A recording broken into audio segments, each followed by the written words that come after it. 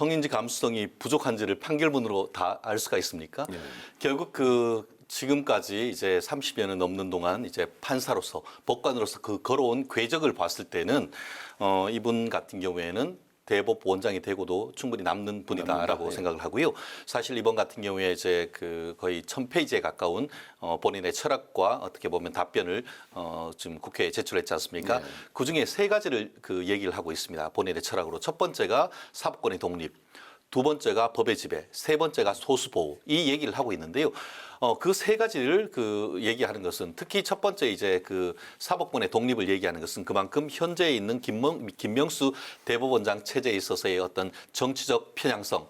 특히 이제 최근에 있어서 정치인들에 대해서 국민의힘에 관련되는 정치인들에 대해서는 정말 짧은 시간 내에 선거법 관련되는 재판을 끝내면서 민주당과 관련되는 정치인들에 대해서는 정말 솜방망이처럼 엿처럼 길어서 3년 6개월, 4년 해서 거의 임기를 채우는 그런 부분에 대해서 단호하게 여러 가지 정치 철학 중에 가장 첫 번째 철학을 사법부 독립 정치권으로부터의 독립 얘기했는 그런 부분 자체만으로 봤을 때도 지금 현재의 어떤 사법부가 편향된 것을 바로잡겠다는 의지가 있는데 그 외에 지금 제기되고 있는 여러 가지 의혹 말씀하신 것처럼 뭐 가족들과 관련된 재산과 관련되는 재산 신고 의혹이라든가 본인은 이제 몰랐다고 부분 같은 경우에는 하는데 괜찮을까요? 몰랐다고 그런 해도? 부분이 과연 얼마나 어떻게 보면은 중대한 어떤 내용인지는 오늘 특히 야당의 어떤 질문을 통해서 나오겠습니다만 그 부분은 대법원장을 대고 하는 데 있어서 큰 걸림돌이 될 가능성 그렇게 높진 않다.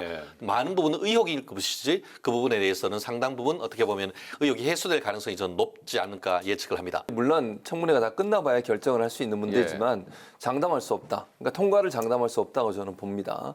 어떤 것 때문에 그렇죠? 뭐 지금 얘기했던 그 부분이에요. 대법원장은 법을 집행하는 사법부의 수장입니다. 그러니까 다른 물론 공직자도 법을 잘 지켜야 되지만 대법원장은 법 전문가고 법관이시잖아요. 그러면 법을 몰랐고 법이 바뀐 걸 몰라가지고 제대로 신고를 안 했다. 이건 말이 안 통해요. 그게 통하겠습니까? 일반인들이 그런다면 뭐 백반양보해서 어느 정도 이해가 되는 부분이 있지만 법을 집행하시는 분이고 판결을 내리시는 분이고 법 전문가신데 그걸 몰라서 그걸 제대로 신고를 못했다고 얘기하는 것이 국민들이 과연 설득될 수 있을까라는 생각이고요. 재산들도 대부분 다 처가와 연관된 부분이더라고요. 그 자녀들도 재산을 좀 많이 갖고 있고 그리고 이제 증여세 문제도 논란이 되고 있는 상황이고 이런 여러 가지 상황으로 봤을 때 법을 집행하는 사법부 수장으로서의 자격이 있느냐 하는 부분이 문제가 될 것이고 이게 한두 해가 아니고 몇 해 동안 제대로 신고가 안 됐어요. 근데 재산신고, 공직자 재산신고를 하는 사람들의 말에 따르면 저는 한 번도 안 해봤습니다만 한두 번 해보면 이걸 빼먹을 수 있는 상황은 아니라고 얘기를 하는 부분들이 인터뷰 내용이 많이 나와요. 그렇다고 하면 이 부분이 과연 받아들일 수 있는 영역이냐. 또 하나 사법부는 상권 분립의 어떤 권력 균형과 그다음에 권력 간의 어떤 견제 이런 역할을 하는 수장이지 않습니까? 근데 본인의 입으로 윤석열 대통령과 가장 친한 분의 가장 친한 친구라고 말씀을 하셨어요. 이런 부분으로 한다면 이게 과연 사법부의 독립을 보장할 수 있을까 하는 부분에 대한 의문도 있기 때문에 이런 부분들이 종합적으로 고려될 거라고 보여지고요.